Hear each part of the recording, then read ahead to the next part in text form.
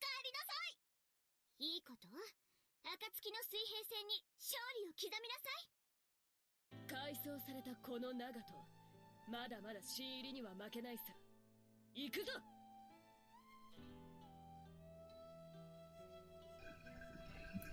はい、こんにちは。多聞丸です。本日は、第2次、サーモン会議ですね。こちらの、配信をしていきたいと思います。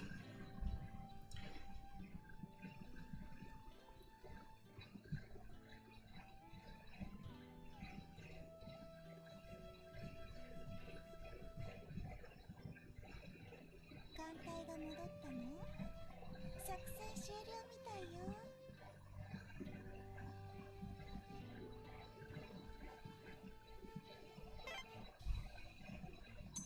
あら、補給？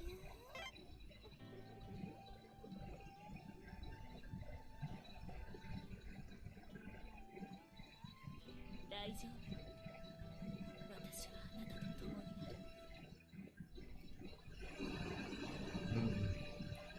いやー、長門のね、限定、グラフィック、かなり迫力のあるね、獅子舞、そして、他のカンムスたちはね、やはり綺麗とか可愛いとかね、そういったところが強調されてますけど、長門の場合はやはりかっこいい、そういったのがすごい似合うんじゃないかなと思います。イディアさん、こんばんはです。今日もよろしくお願いします。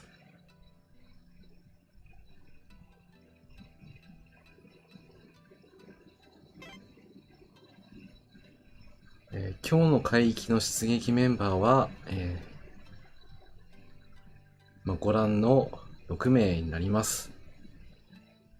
ルートは、いつも最近はこのルートなんですけど、中央下ルート、戦艦2、巡洋艦2、駆逐2の編成にしております。こんばんは。装備は、このようになっております。銀河新年か。胸が熱いな。招き猫さん、こんばんはです。今日もよろしくお願いします。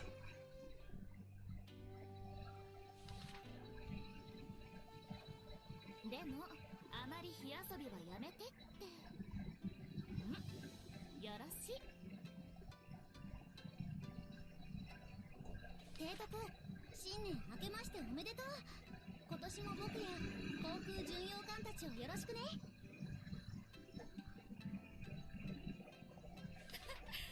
いい気配りね。嫌いじゃないわ。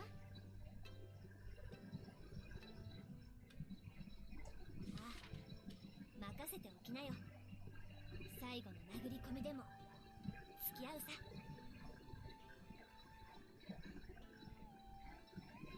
明けましておめでとう、提督。今年も僕たちをよろしくね。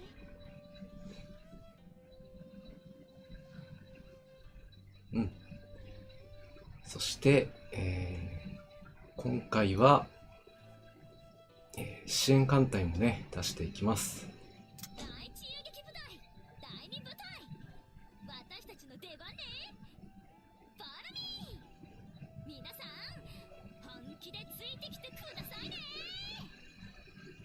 こちらが道中支援の艦隊ですね。第17駆逐隊磯風水産。そして、決戦支援艦隊、機関は磯風が務めます。それでは、行ってみましょう。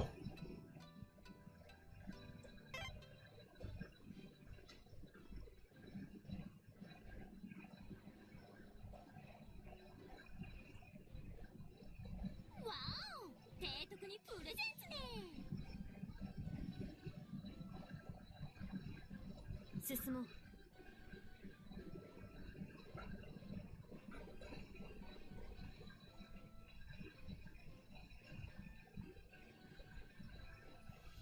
戦艦長門出撃するぞ。続け。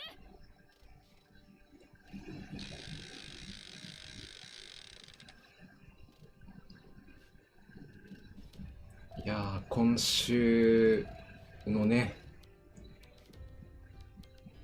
私が住んでいるところなんですけど、改装されたビッグセブンの力。いや本当に雪のね量が多い。もうそれに尽きる。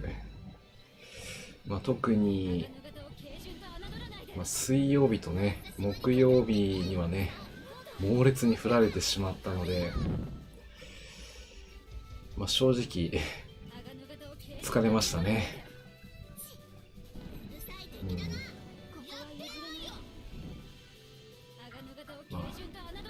昨日うちに帰ってきてから夕食まではなんとか食べれたんですけども、それ以降はねちょっと体がもう言うこと聞かなくて、もうそのまま布団に入って寝てしまいましたね。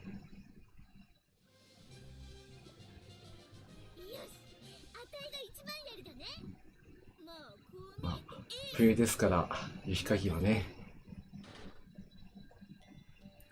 でもあんまりやりすぎると体がついてこなくなるので、ほどほどにしておかないといけないですね。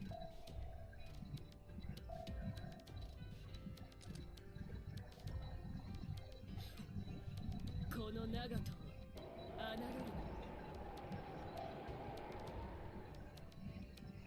る今日はねこの配信のためのね、準備ということで、招き猫さん、雪。カンムスたちの編成とか装備とかね、考えて、大体午前中で用意は出来上がってたんですけども、招き猫さん、雪かきは大変ですよね。そうですね。最初降ってきた雪をどかすのは簡単なんですけど、日中気温がね上がっちゃうと、それがね氷になって地面とくっついちゃうんですよね。その上からさらに雪が積もってしまうと、今度はなかなか除雪がねはかどらなくなってきて、そんなこともあるわよね。どんどんね力を入れないといけなくなってくるという、ちょっとあまり良くない状態になっちゃうんですよね。これも、日常のお日様がね出てる時間帯と、そうでない時間帯とのね、気温差が、原因なんですけども、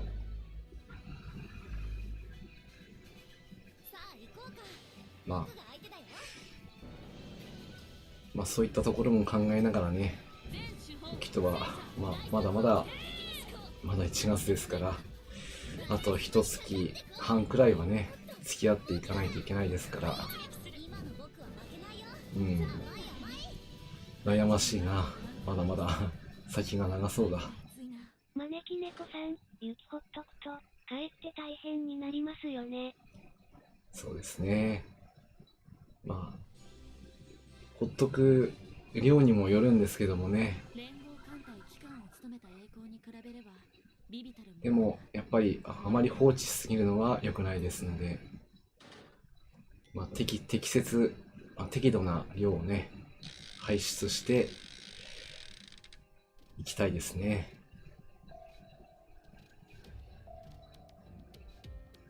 と言ってる間に、ボス手前まで来ました。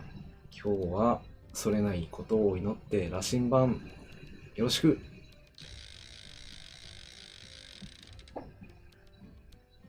よし。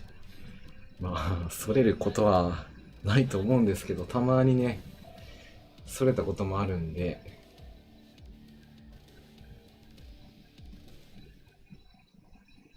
まあ雪の話はまあこのくらいにして、戦闘の方にね集中していきたいと思います。長門タッチ、長ムツ砲、発動してくれれば、この編成ならぜひ勝ちたいですね。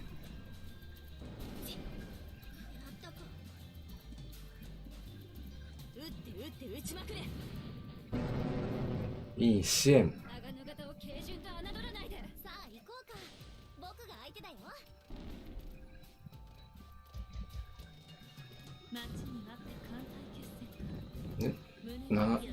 胸圧砲が不発。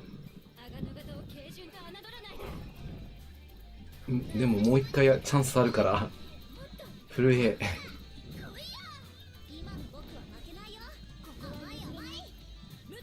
出ましたね。あ、やっぱり衣装はちゃんと特殊砲弾用なんですね。よし。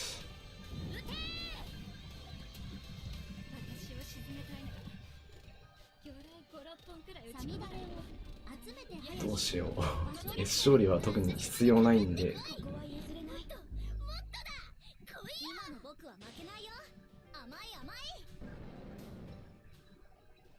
ここは戦役しないでおきましょ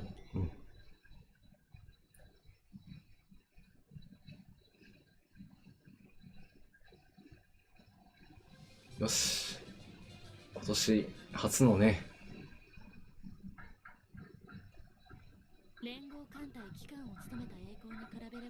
第二次サーモン海戦は A 勝利ですけど、実質 A 勝利ですね。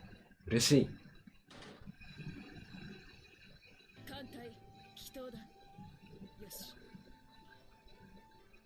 い。よし。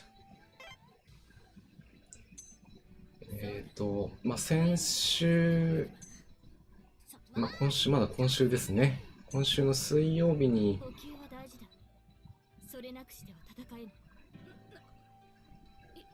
一応単発のね、任務の方は、全部、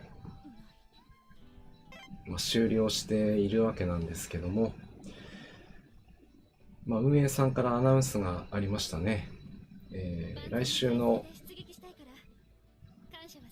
21日、金曜日ですね。すいません。ちょっと喉の調子があんまり良くなくて、あれですね。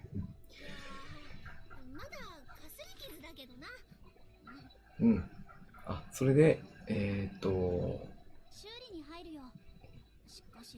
来週の金曜日21日に、アップデート入るということで、今年の初めての解任の子がね、来るということです。皆さんももう予想してる通りのあの子が来るわけなんですけども、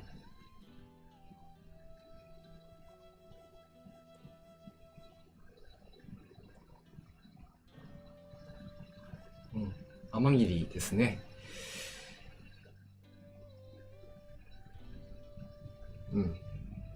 特に問題ないレベルなので、多分、実装されれば、すぐに、改装の方はできる。そうなってくるとね、また新しい任務が加わってくるので、そのまま配信をね、改装と同時に、来週の土曜日ですね。22日の日に、攻略、していきたいなと思ってます。きっとね、かっこいい天霧が見れるんじゃないかなと思って、今から楽しみで仕方がない。天霧が来たんだから、さぎりにもね、と期待をしてしまいますね。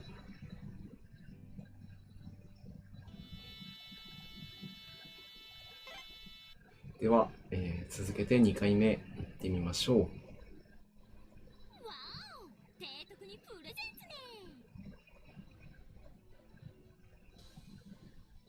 進も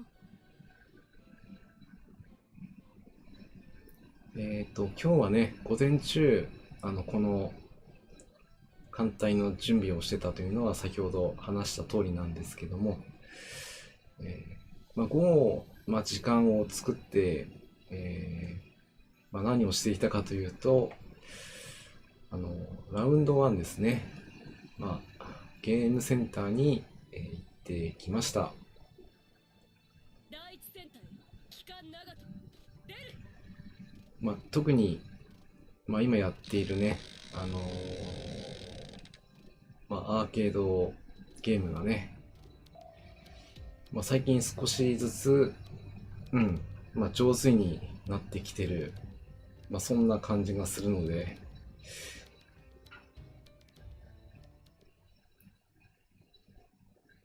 ちょっとずつですけどね、やる気が出てきております。何でもそうですけど、始めたばっかりですとね、いまいち、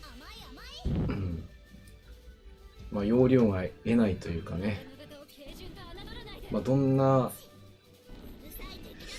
風にね、操作したらうまくねなるのかなっていうのを、試行錯誤しながらねやっていくわけなんですけども、ようやくね、そのコツみたいなものが、見えてきたかなというふうに思ってですね、今はその辺を突き詰めているような状態です。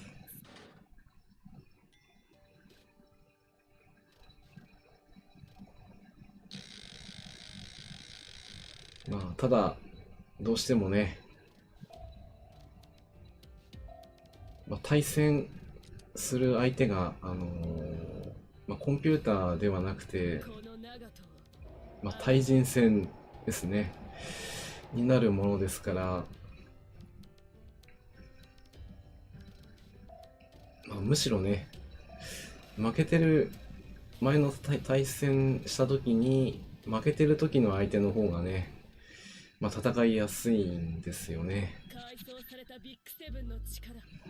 私の実力が足りていれば、また同じような結果にはならないだろうし、足りてなければまた同じ結果になるだろうし、ただそれだけのことなんですけども、反対にね、勝ってる相手と戦うのはあまり得意ではないですね。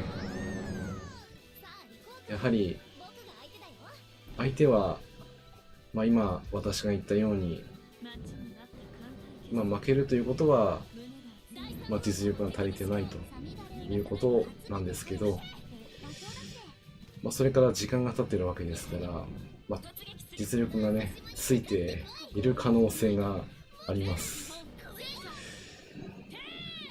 それが一体何なのかというのがね、やはりわからないですから、なかなかね戦ってみないと相手の力がね計り知れないっていうところがやはり難しいですよね。招き猫さん、そうですね、ストリートファイター系の格闘ゲーム、確かに対人戦のあるゲームですね。私も少しはやったことがあるんですけど、なかなかね、コマンド入力、特に、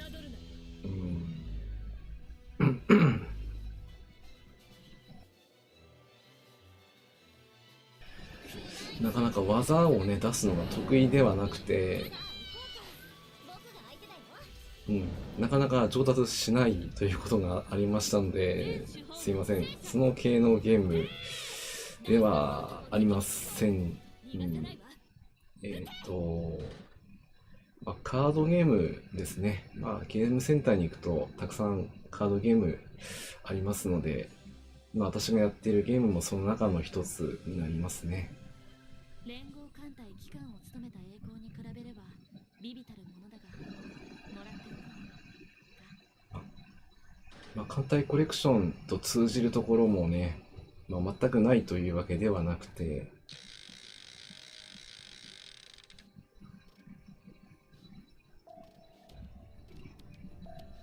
戦う前にね、一応対戦相手の、編成とかね、能力ですよね、この長門戦力といった方が分かりやすいかなと思うんですけども、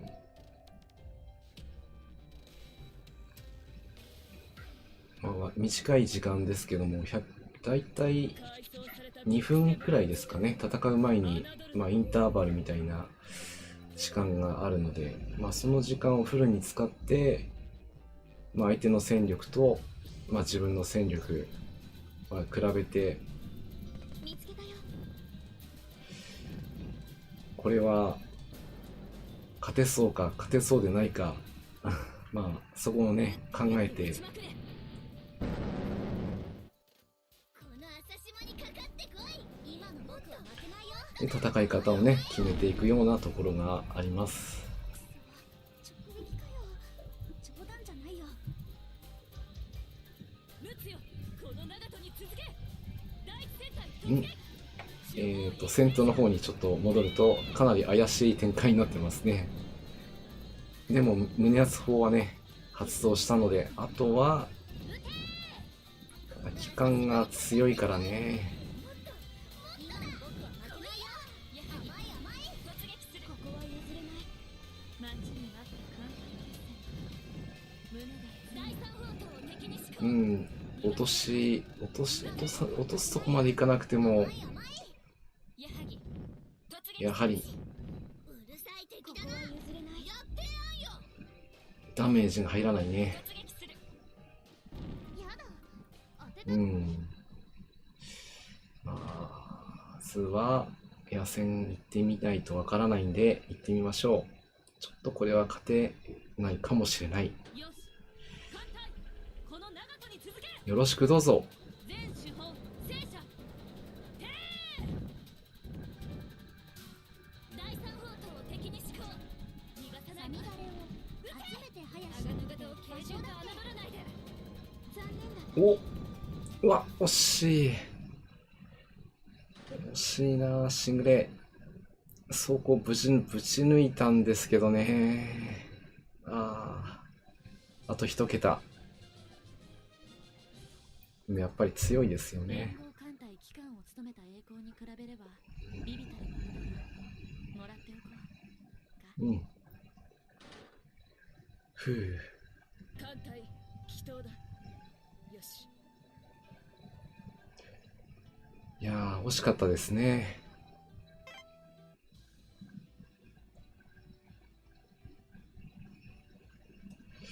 こちらの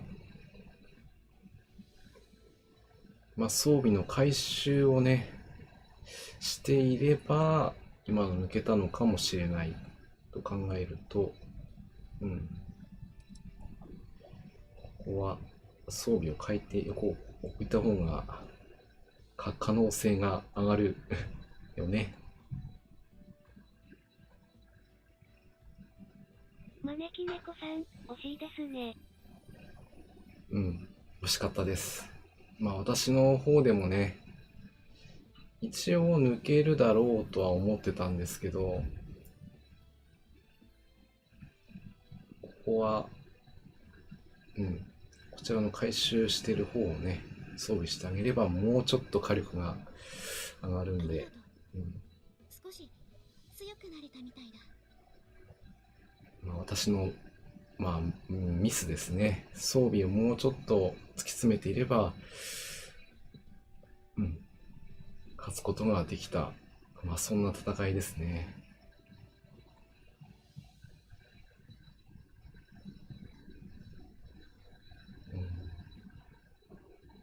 これをすればさらに火力が少し雷装置も上がって、でも対空が下がるんですね。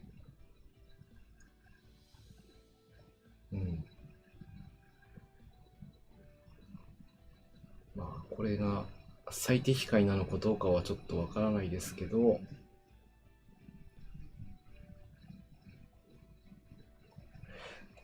どうしようかな。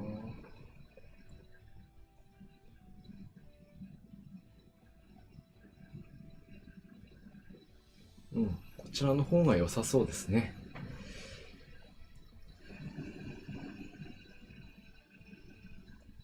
酸素魚雷とか積みたいかな。よし。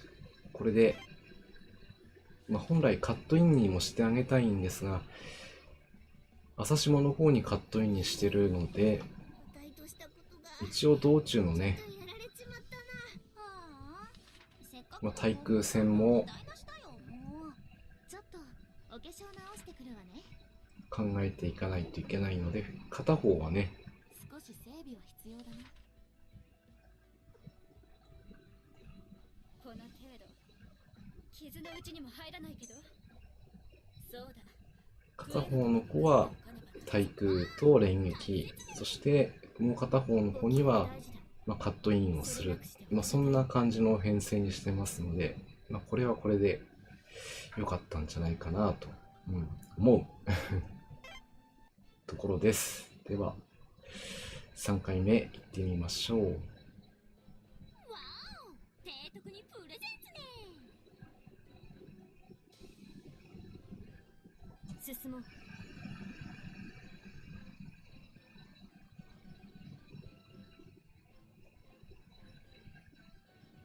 第一戦隊機関長門出る。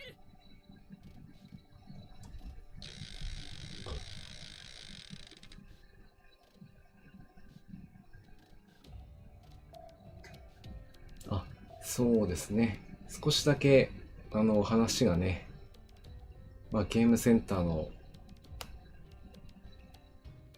内容をちょっとね話してましたけども、改装されたビッグセブンの力、侮る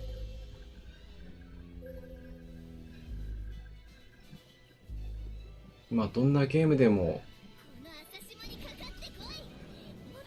自分が強くなれば、それだけ戦闘がね、有利になるのは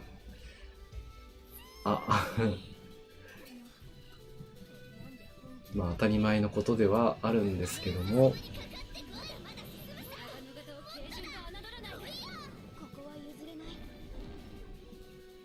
それは当然相手もね強化されることなんで、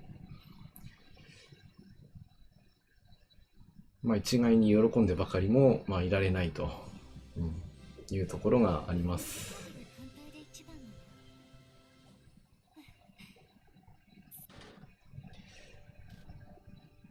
今の、戦闘もね、雷撃もらっちゃいましたけども、これも避けられた、もしくは避けられるようにするための用意があるかないかと言われれば、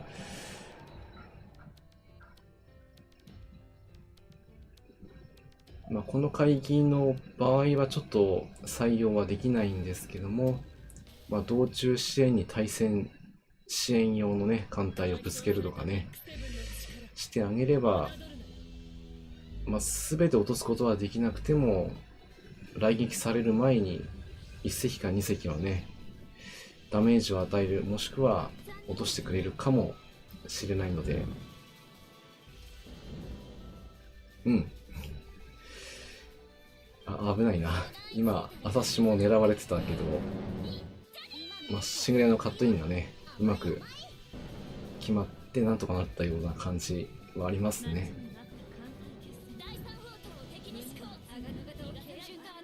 いいね。今まではねこの陸奥の攻撃が相手のねこの機関に攻撃した時にダメージは入るんですけど、この空母9回は耐久力も回避も高いので、なかなか中波までね一発で持っていけなかったんですけど、今日は陸奥がね中波で一発でも持っていけたので、若干ですけど手法を回収してたのがあったんですね。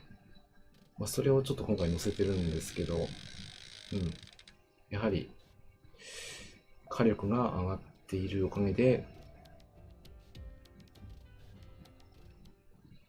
空母はね、中波、装甲空母でない限りは中波にしてやればもうただの物置なので、そうやって戦うのが理想ではあるんですけど、なかなか一発ではね、そこまで持っていけるだけの火力が今までは出せなかったんですけど、ようやくそのレベルに上がることができた。今日はそれを確認できただけでも、収穫がありますね。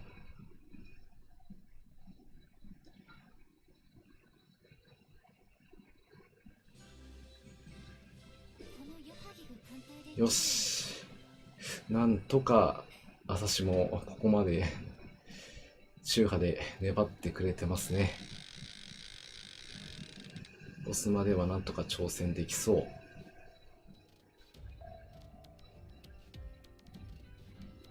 新版。よーし。ここ。いけたー。いいね。これで、また挑戦できるぞ。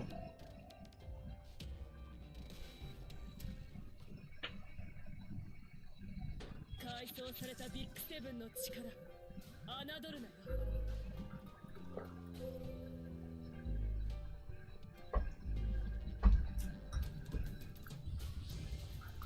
編成はまたというかね、でも開幕でやられちゃうか。なかなか手強い。残敵を操作する。急がば続ける。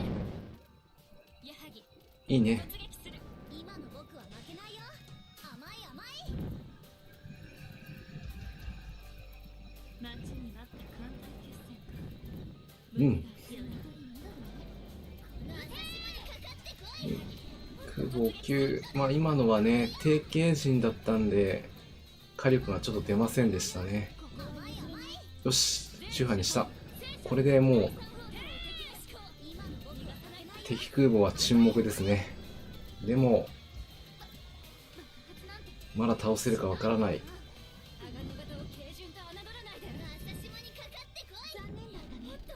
よし、しぐれもいいね。おーし、かわした。これなら今回はいけそよし、艦隊、この長門に続け。全手法戦車。う。よーし、取ったどう。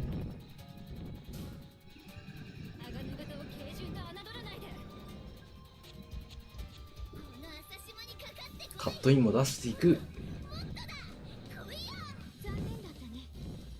よし、やったね。先ほど南方正規姫はね、倒すことができなかったんだけども、今度はしぐれがね、やってくれました。やっぱり装備の回収は大事。この矢作が艦隊で一番なの？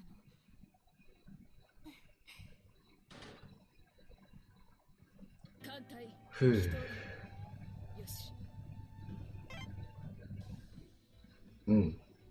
でもその代償として、ムスと、最上がね、大破しちゃいましたね。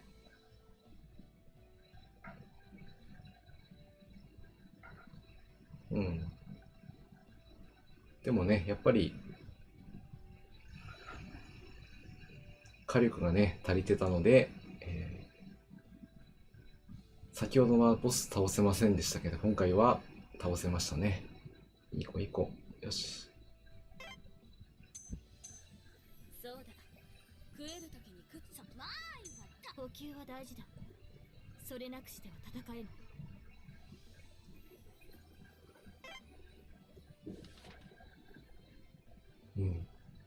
でもね、やっぱり戦艦が大破すると、鋼材と、燃料がね、1回でこれだけ飛んでしまうのはね、辛い。なので、やはり戦艦を使う、使わなくてはいけない海域に出撃するっていうのは、カンコレの中でも本当にね、決戦となるのは、こういった資源の消費量が、通常の約10倍近くね、なってしまうところが、一番、重要なところです。ですから、できる限り戦闘回数がね、少なければ少ないほど、それだけ消費も少なくて済むわけですので、そうなってくると出撃回数をどれだけ少なくするかということもね、考えていかないと、ただ漫然とね、資源だけを集めているだけでは、服が傷んでしまったわ。丁寧にお願いね。海域を攻略することもなかなか難しいですよね。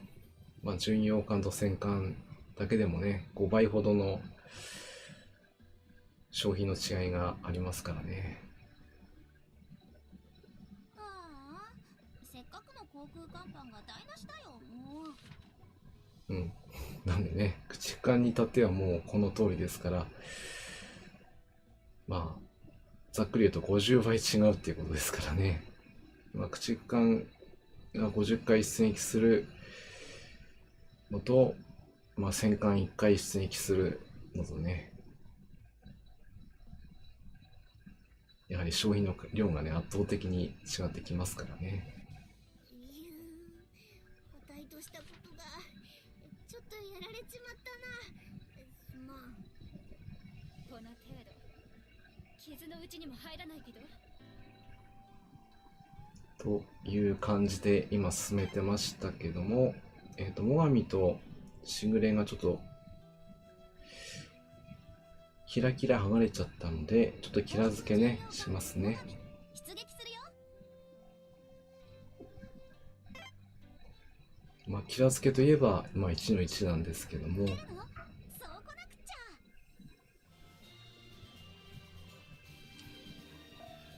ゃ。普段はBGM とかはね、あまり、気にしないで流してたりするんですけど、今は、金河新年なので、鎮守付近海はね、こんな感じの BGM になってますね。皆さんはカンコレをやってる時って、普通にゲーム音を聞いてたりしますか？それとも、自分の気に入っているBGM をかけたりしますか？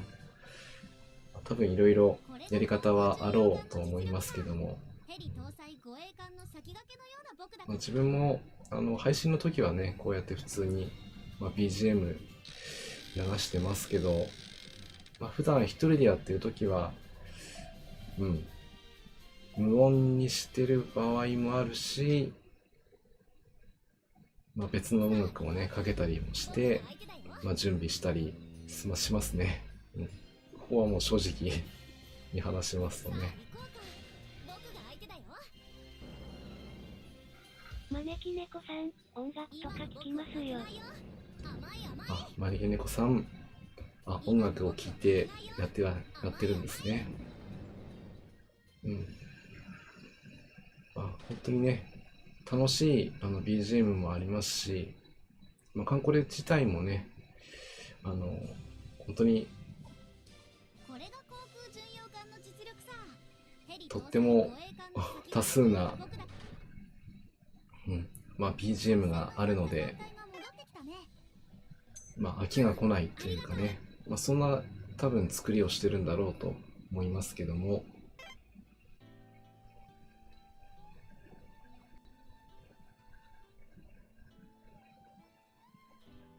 やはり新年のこの BGM が、最近では一番のお気に入りではありますね。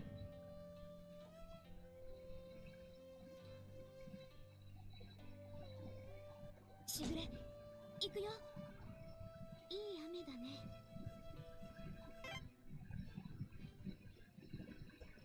しぐれ、行くよ。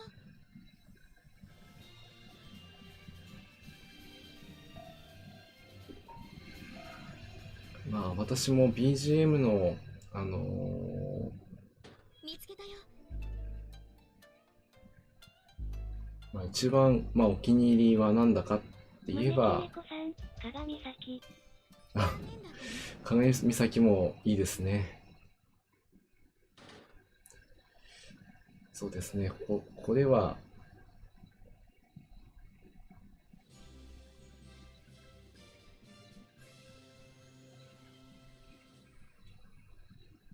この勝利、まあ、僕の力口頭で言うよりは、この雨と、そう提督のおかげだよ。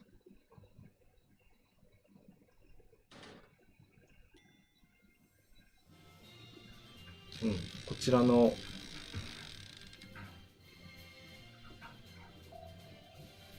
まあ、BGM をね、流してみようかな。見つけたよ。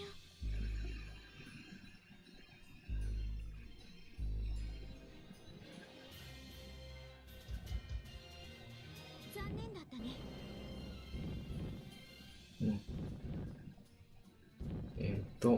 まあ、私が、まあ、好きな BGM の一つですね。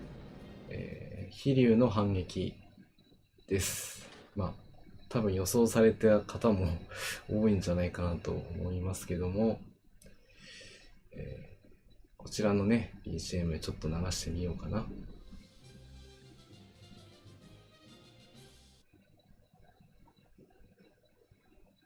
TM 山、岩川牧場さん、こんばんは。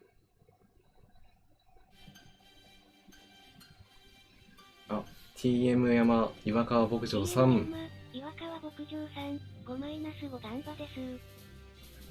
ありがとうございます。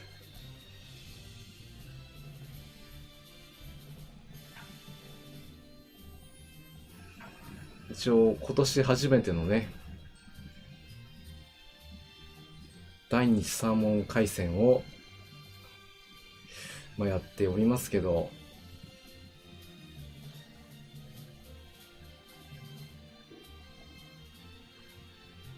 もう一回やっておこうかな。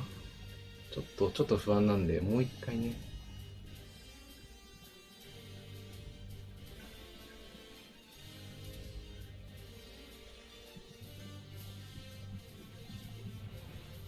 招き猫さん、良いですね。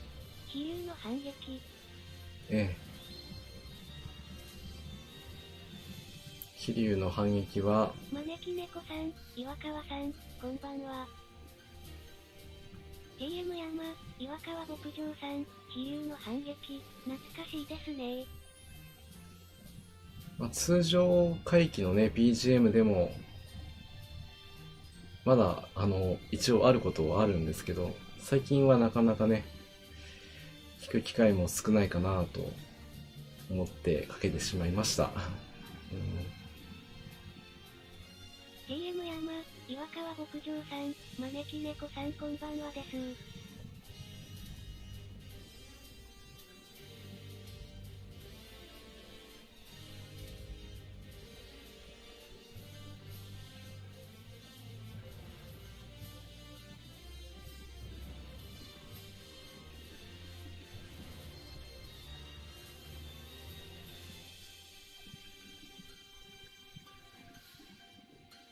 まあ、この BGM の、まあいいところはね、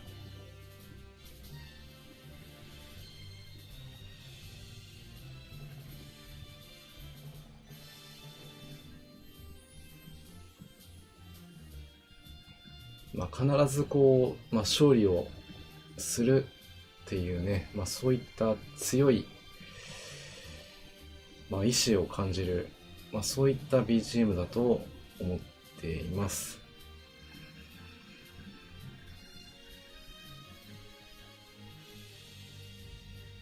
ただ、それには、まあ、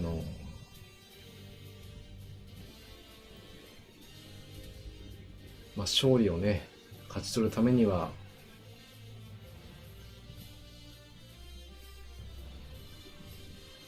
まあ、それ相応のね、やはり準備が必要なんだろうということをね、再認識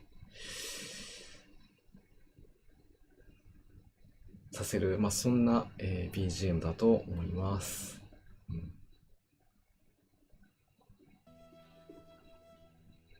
なので、突然かけてしまいましたので、いきなり見た方はびっくりしたかもしれないんですけども、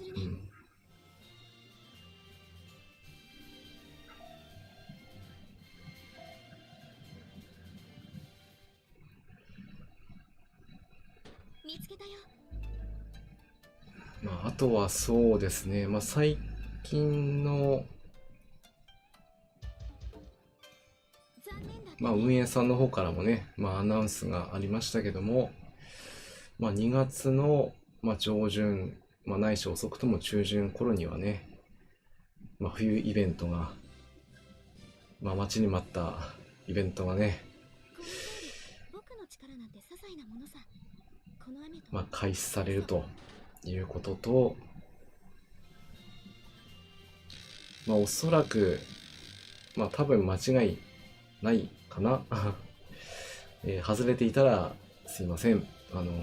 冬月、ね、秋月型、この子が実装されるのではないだろうかというふうに言われています。あくまで噂の範囲ではあるんですけども、それにと、考えられるとしては、今日出撃してます、朝下もそうなんですけども、ヤマトもね、所属した、艦隊のね、メンバーということもあるので、それに関係した、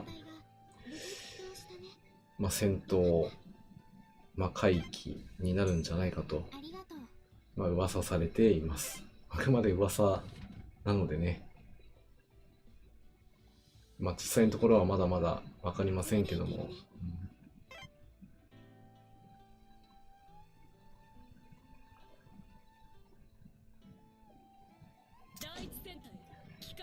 そうなってくると、予想される戦い方としては、やはり制空権が、相当、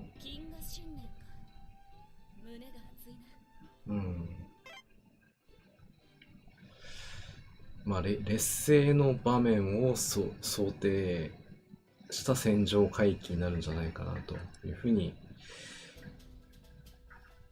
思われます。だからといってね、全く、航空隊の支援を受けることができないとか、そういったことにはならないと思うので、出撃させる艦隊に、航空母艦ないし航空巡洋艦、もしくは水上規模艦といったような、補助艦艇も含めて出撃制限かけられる可能性は非常に高いので、そうなってくると、あと持てる手段としては、支援艦隊ですね。少しでも数を減らす。あとは、基地航空隊による制空補助、ないし、敵艦隊に対する攻撃。このバランスをどういうふうに振り分けるかが、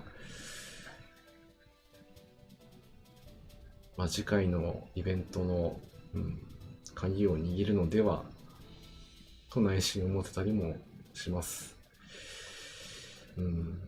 そうは言ってもね、だったらどこを強化したらいいんだっていうお話になっちゃうんですけども、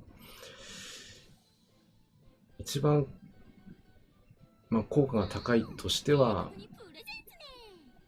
出撃するであろうカンムスの連動を上げる、そうすることによって、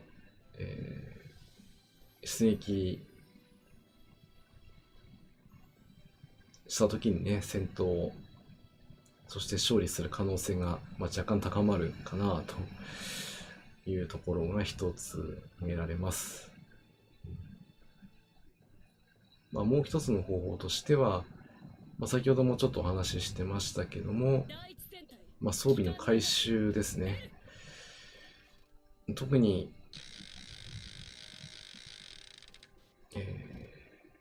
手法の回収、大型手法の回収は、最低限、星1でもいいのでね、つけておくことが必要かなと。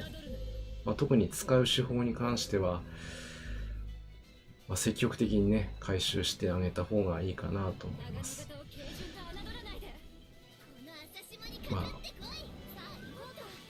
レベルを上げて、物理で殴るというね、至ってシンプルな方法ではありますけども、一番確実な方法じゃないかなと。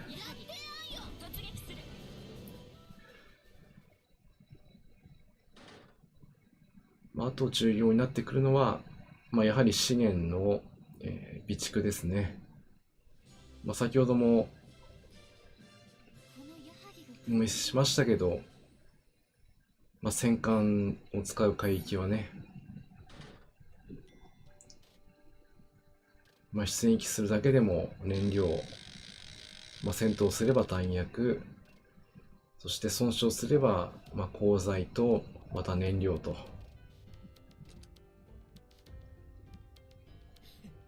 特に燃料の消費が非常に半端ないことになりますので、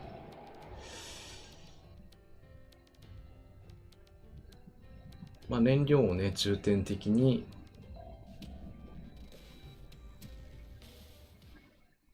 備蓄をして、その次には、先ほどもお見せしました基地航空隊ですね。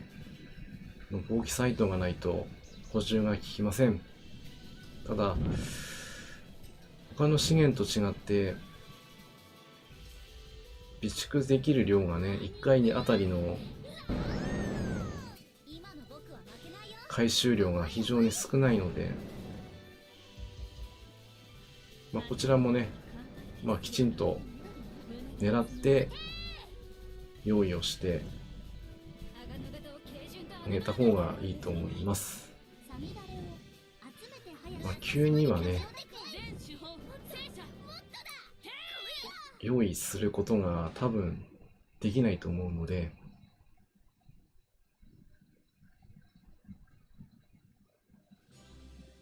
燃料の次には、防気サイトをね、用意した方がいいと思います。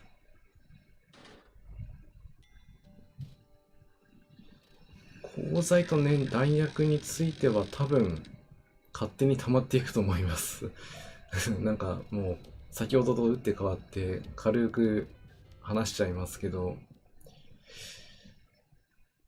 これはなぜかというと、遠征をねしてると、多分気づくと思うんですけど、鋼材は結構溜まるんですよね。他の遠征と合わせてやっても、特にそれだけ重点的に集めなくても溜まっていきます。弾薬も、少しは弾薬は集中的に集める必要はあるんですけど、それでも比較的集めやすい資源なので、あまり鋼材とね、弾薬については、もし万が一ね、枯渇しても集めるのは非常に、私の中では容易な部類だと思ってますので、頑張ればね、1日で、5000、弾薬5000、鋼材も5000程度は、ただ1日中張り付く必要はあるので、あまりおすすめはしませんけども、本当にね、備蓄なくなってしまったという時には、はい、過去に何度かやらかしたことがあります。なので、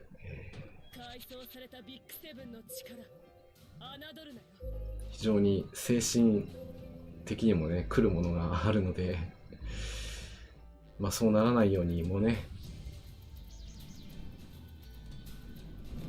用意の方はしておいた方がいいと思います。朝志も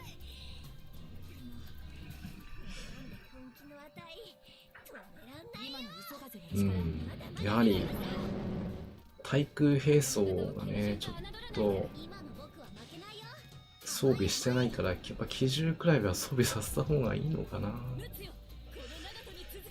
どうか。1、2、3、よーし。よしと言っていいだろ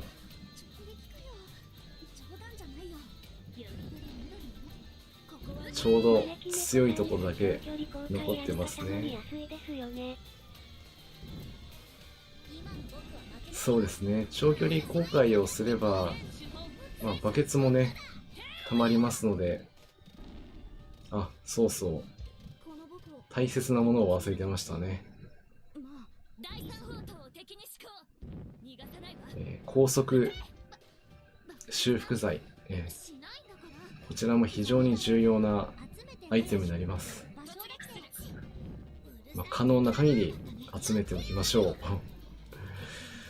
とだけ、最後に付け加えておきまして、戦闘の方にちょっと集中したいと思います。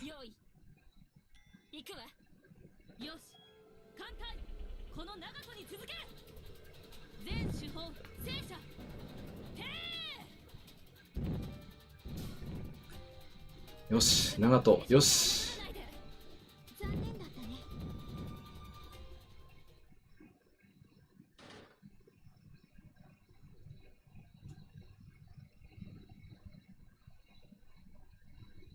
よーし。連合艦隊機関を務めた栄光に比べればビビたるものだが、もらっておこう。艦隊いや祈祷だ。よし。いや戦闘の方はね、出撃中3人が大破、まあ中破も入れれば4名、無傷は長門と矢作ということで、でも戦闘の方はね、ちゃんと敵機関を取ることができました。今年もよろしくな。新年いつだって頼ってくれていいけどな。まあ戦闘自体は、まあ、結果オーライにはなったんですけども、まあ、今不安要素としては、まあ、開幕の空襲で朝霜がね大破しちゃったんで、まあ、もし残ってればね、野戦のカットイン南方世紀に、まあ、決定的なダメージを出したかもしれない、まあ、それを期待して、まあ、水雷戦隊の熟練ミハイリーンさんをつけてるんですけども、まあ、道中や開幕のことを考えると、ここ基準に変えておいた方がいいのかなとも思ったり、難しいですね。まあ、カットインの発動率もありますので、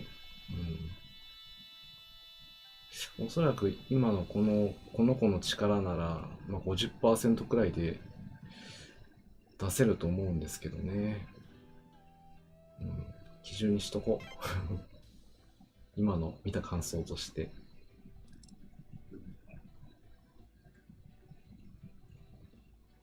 ここは手を抜かないで、5、こちらにね、変えちゃおう。はい。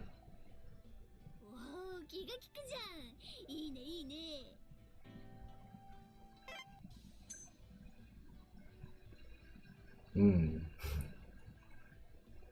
そうだ。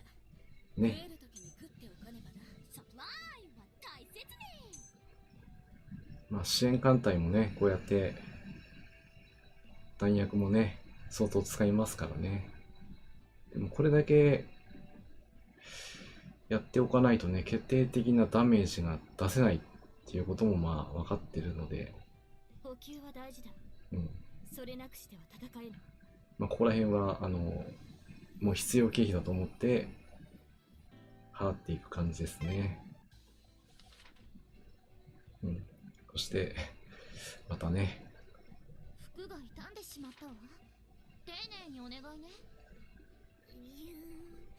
個体としたことがちょっとやられちまう。せっかくの航空甲板が台無しだよ。もうみんなに迷惑かけてるかな。この分は金河新年か。胸が熱いな。戦艦陸奥抜病出撃します。よし。提督、じゃあもう少しね。今年もよろしくね。ああ、そう。長門も大事にしてあげてね。彼女意外と不器用でしょ。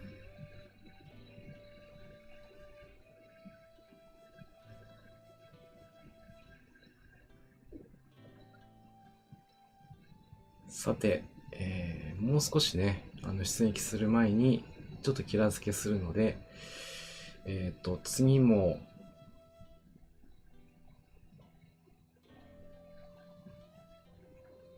こちらの BGM でもいいかな。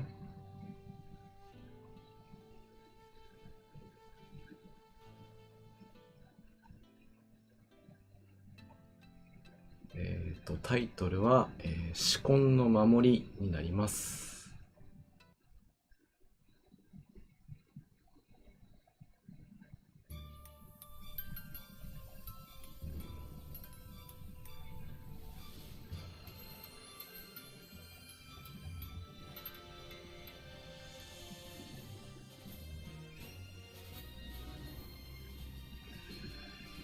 うん。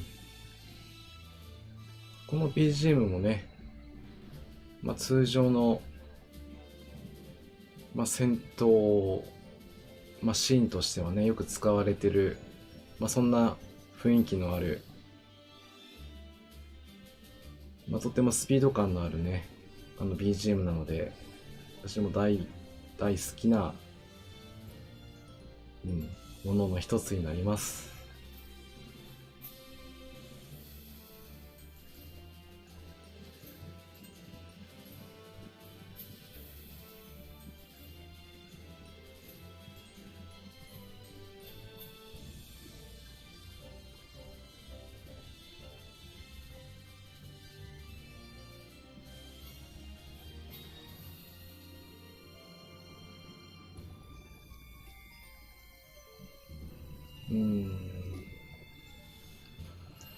でもさっきの戦闘で、もう一つ気になった点としては、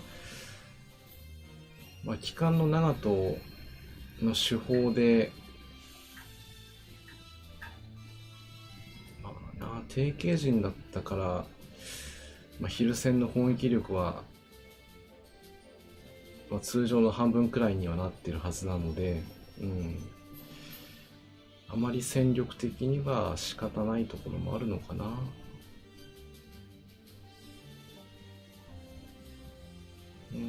あと、最上かな。またかな。最上はいいか。最上は OK。矢作は OK。ということは、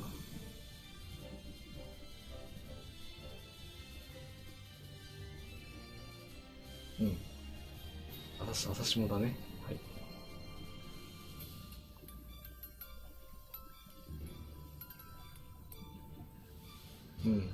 多分、この BGM もここから先はあんまり聞いたことがないんじゃないかなと思うので、刮目して聞いてね、なんて。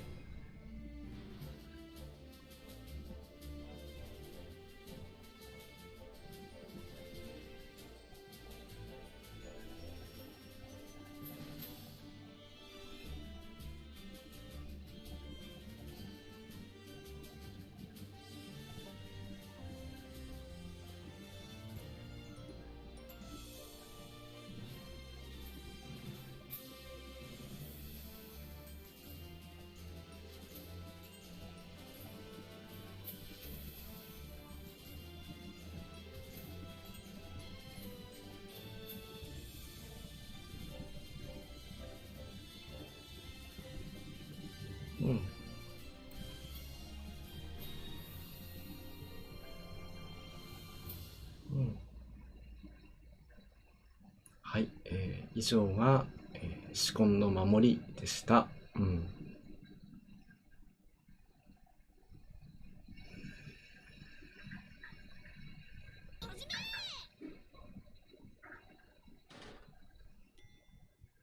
あとはしぐれを一回つければいいかな。よし、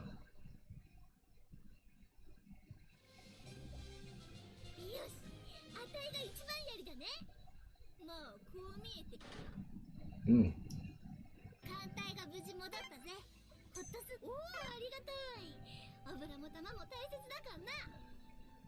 しぐれ。あ、しぐれはいいかな。っていうことはこれで OK かな。第一戦隊機関長門出る。 TM 山、岩川牧場さん、音出してやるのハイベか配信の時くらいで、定時派ミュートでやってますね。あ嫌いではあ、なるほど。まあ通常はね、うん。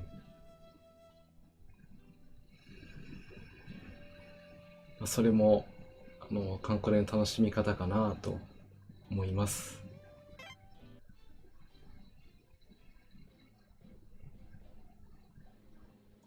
わお、提督にプレゼンツね。もしね、何かこうおすすめな BGM とかねあったらね、教えていただけると、嬉しいかな。銀河新年か。胸が熱いな。よし。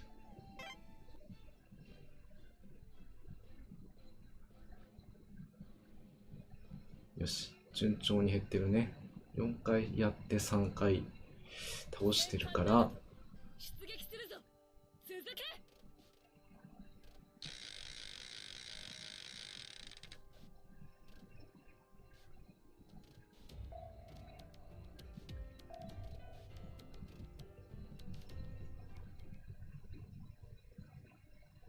改装されたビッグセブンの力、侮るな。 TM 山、岩川牧場さん、陸路系なんですか？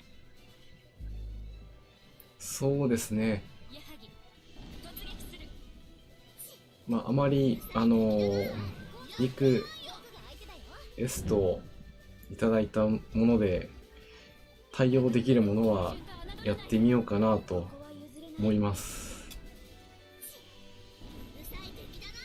矢作、突撃する。ただ一つだけこれ私もね前やったことがあるんですけども、BGM って結構ね著作権がかかってるものが非常に幅広くあったりして、ゲームの BGM でも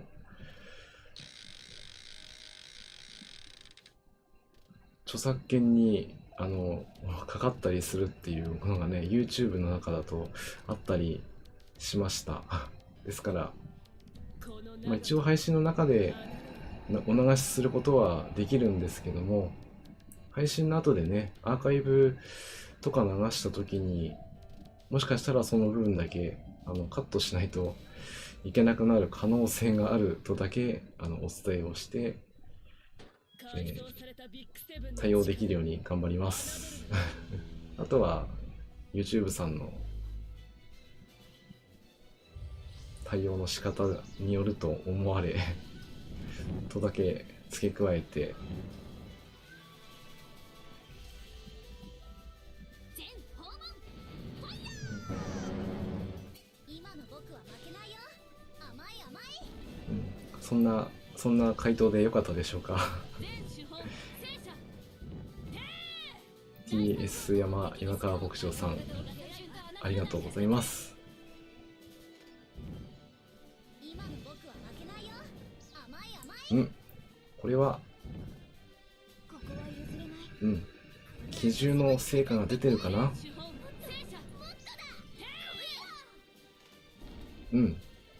よくわからない。わからないな、このカンコレは。どれだけ用意して準備しても僕は負けないよ。甘い甘い。もう戦闘結果だけは全く予想ができない。まあそこが楽しいんですけどもね。うん。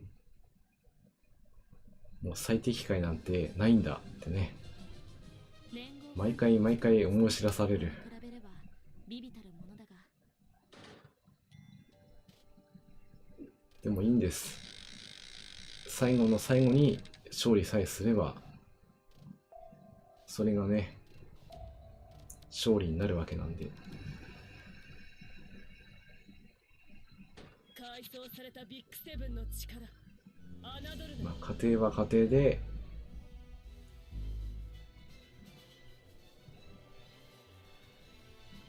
全訪問ファイヤー。さあ行こうか。僕が相手だよ。 GM うん山、いいね岩川牧場さん、自分が好きなのは、14秋の艦隊決戦と18冬、友軍艦隊反撃開始が好きですね。あ、なるほど。14年秋の艦隊決戦ですね。あと18年冬の友軍艦隊反撃開始ですね。これがうん。非常に具体的なところですね。ヘリ搭載護衛艦の先駆けのような僕だからね。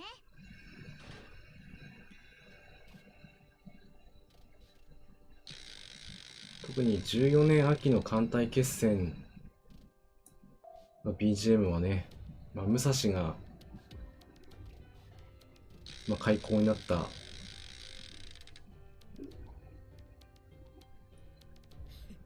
のは2013年の秋でしたね。すいません。14年の秋はその翌年の戦いだから、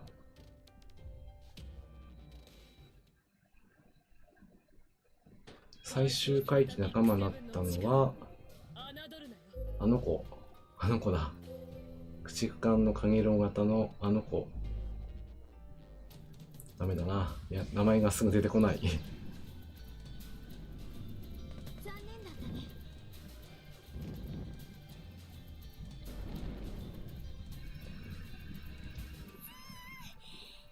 でもこんなんで本気の値止めらんないよ。今の磯風の力、まだまだなめないでよ。矢作、うん。突撃する。さあ行こうか。僕が相手だよ。だいぶボス戦には恵まれてますね。今回も南方さんがね、随伴艦になってるんで、かなり冗談じゃないよ。恵まれた戦い方をしている。これは新年から縁起がいいぜ。今の僕は負けないよ。なお戦闘は苦戦している模様。あ、出ましたね。そう。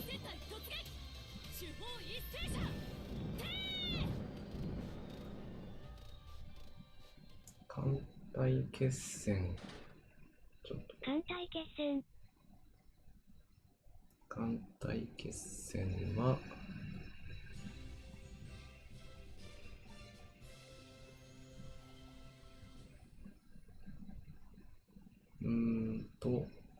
2つあるのか。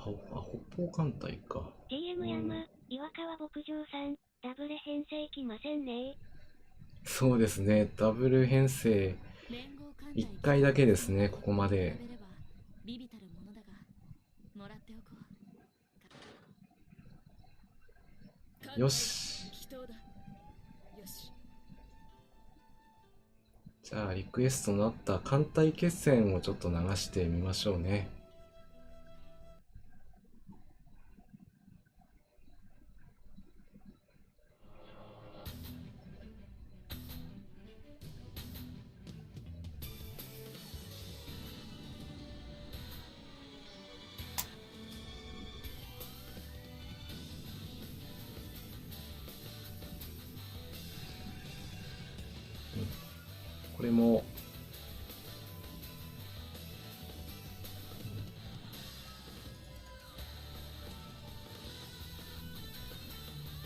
これもスピード感のあるいい BGM だな。うん。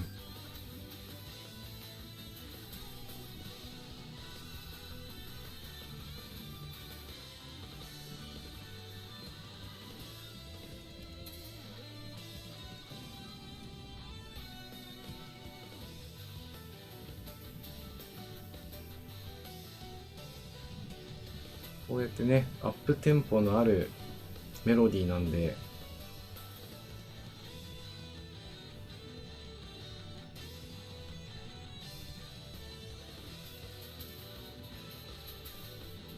あ、そうか、野脇か。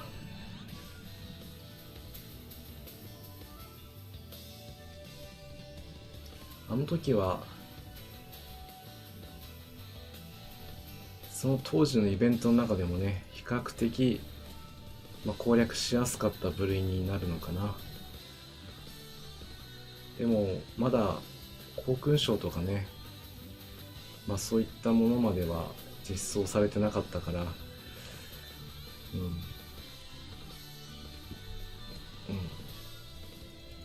まだ始めたばっかりの方だと難しいイベントだったのかなっていうふうに今だと思っています。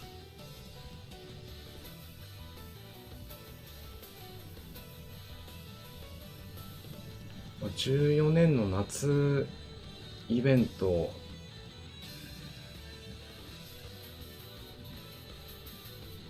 あれは本当に難しいイベントで、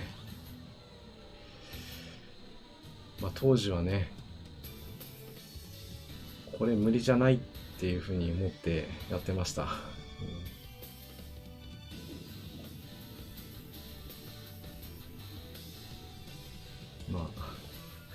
なんかそういったイベントがね、今度また、冬イベントあたり来そうな感じもして、ちょっと怖かったりもするんですけどね。でも大丈夫、今はみんなが見てくれてるし。 CM 山、岩川牧場さん、初感想のイベだったんですよ。それだとまたね、思い入れが強くなりますよね。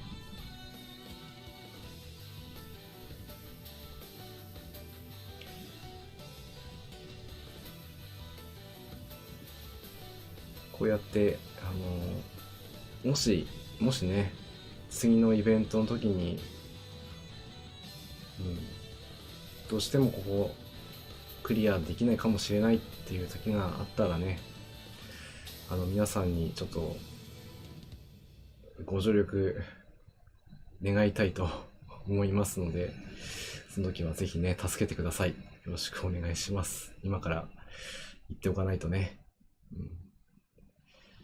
という感じで、艦隊決戦 BGM ね、流させていただきました。はい、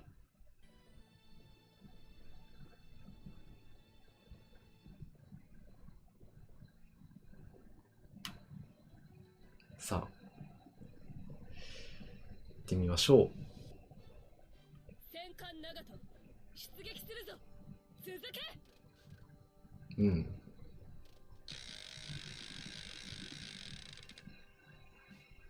一応6回、違うな、5回出撃して、4回削ってるので、5回削れば完了と。CM 山、岩川牧場さん、リクありがとうございました。こちらこそリクエストをいただいてありがとうございます。もし他の方でもね、リクエストいただければ、今日はもうちょっとお答えできないということでお願いします。ただいただければ次回必ずお答えしますとだけ申し付けて、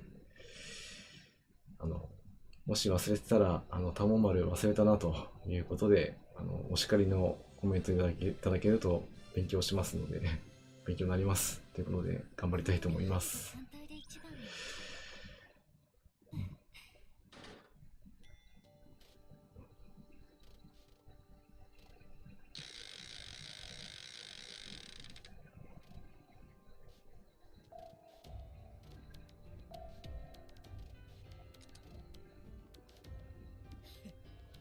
この長門を侮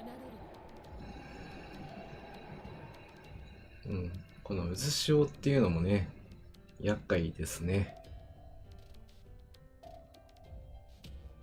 まあ、今回は、まあ、それほど影響はないんですけど、まあ、燃料がね、なくなってしまうということは、回避ができなくなるという、まあ、推進力がなくなってしまうっていうことになるので、まあ、これが戦闘回数が多ければ多いほど、まあ、顕著に現れてくる現象になるので、まあ、道中は、まあ、多くても、まあ、通常戦闘ですね、まあ、それは3回までにしておかないと、4回目になってしまうとね、まあ、燃料がもう本当になくなってしまって、まあ、5回目に至ってはもう回避するのはほぼ無理というね。ですから攻撃を受ければまあかわせないよと。 CM 山、平川牧場さん、ダモン丸さんの配信に来るようになって1年経ちました。月日が流れるの早いです。あ、そうですね、1年。そうですね、私も配信してから1年経ちましたね。うん。まあ、正確に言うと1年と3ヶ月ほどやってるんですけどもね。ただ最初の3ヶ月くらいはまああまりうまいこと BGM も音声もね、まあ、試行錯誤しながらやってましたので、まあ、岩川牧場さんが言うように、ちゃんとっていうのもまだまだですけど、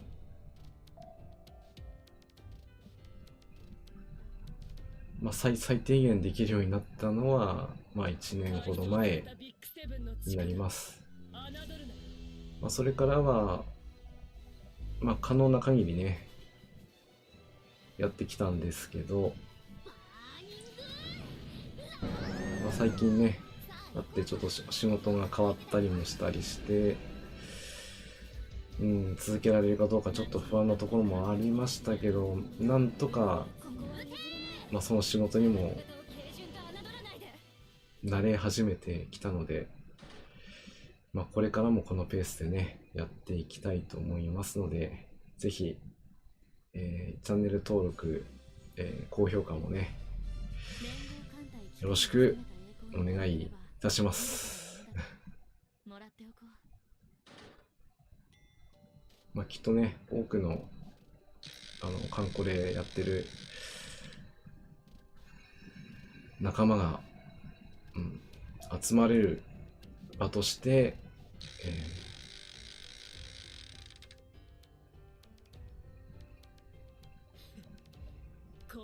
こういう部屋もあるということをね、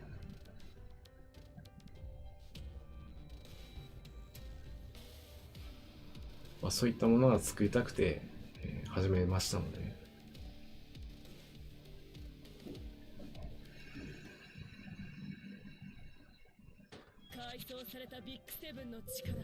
まだまだお伝えしたいことは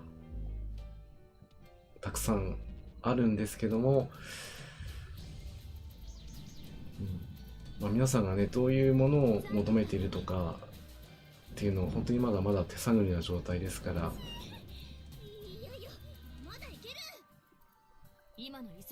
今私ができることとしては、任務の攻略ですね。それをちょっとお見せできていれば、こういった感じでね、攻略してるんだなっていうところを、見てもらえれば、少しでも皆さんの役に立てるんじゃないかなというふうな思いでやっています。あとは、やはりカンコレはね、イベント、これが一番の花形であり、そのために日々ね、艦隊運営をしているわけなので、そこでね、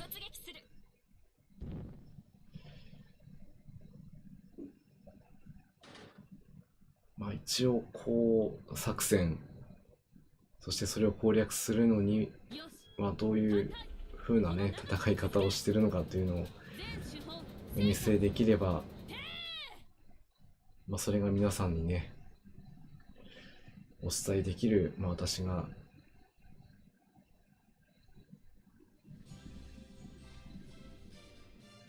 の思いをねお伝えできるように、頑張っていきたいなというふうに思っております。ビビたるものだが、もらっておこうか。などと語っている間に、長門率いる艦隊がねちゃんと攻略してくれました。本当にありがとう。艦隊祈祷だ。よし。ということで、本日はね第2三門回帰の攻略の方の配信をさせていただきましたが、いかがでしたでしょうか。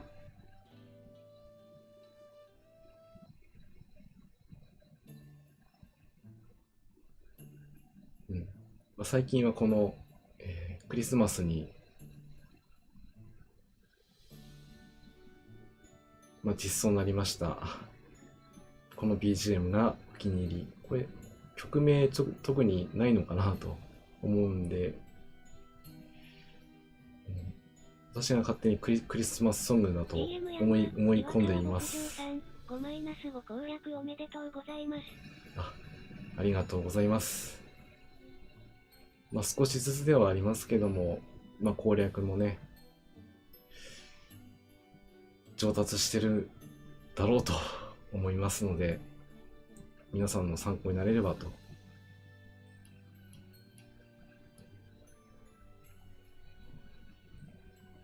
本日はリクエストもねいただきましたので、次回以降もお答えできるように頑張っていきます。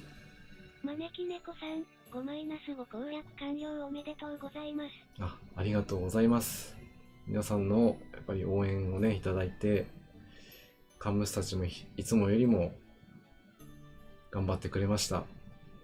本当にこんなにうまくいったことは今までなかったので、本当に嬉しく思います。それでは、多聞丸のカンコレ、多聞丸です。本日も、ここまでのご視聴ありがとうございました。次回は、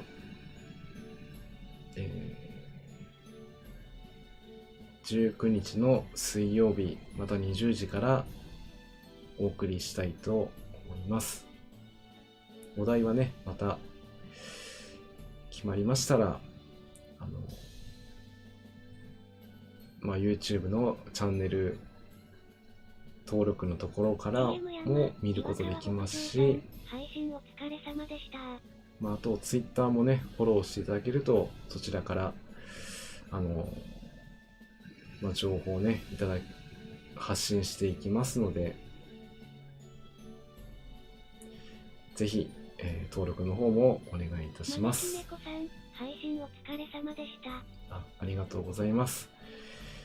それでは、これで今日は失礼いたします。